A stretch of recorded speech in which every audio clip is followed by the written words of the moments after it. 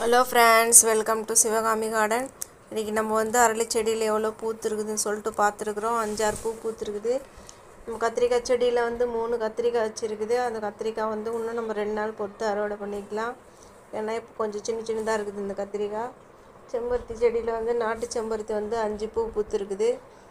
4 செம்பருத்தி செடி இருக்குது நம்மக்கிட்ட. அந்த 4லேயுமே நாட்டு செம்பருத்தி மட்டும்தான் பூக்குது. இன்னும் 3 செம்பருத்திலே அரும்பு வந்துருக்குது, ஆனால் பூ பூக்கலை. அது வந்து நம்ம கட் பண்ணி விட்டுருக்குறோம், அரும்பு வச்சுருக்குது.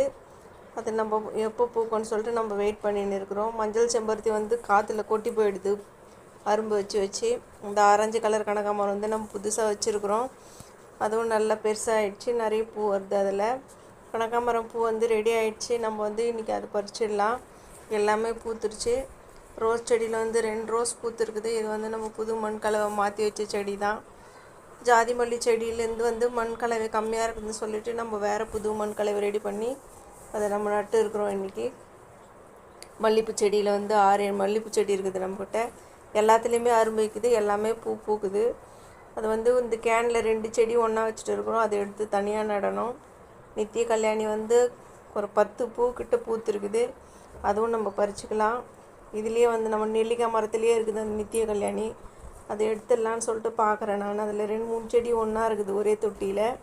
அது எல்லாமே எடுத்துகிட்டு இந்த மண் கலவையை வேறு மாற்றும் போது நம்ம அது நெல்லிக்காய் செடி மட்டும் அதில் வைக்கலாம்.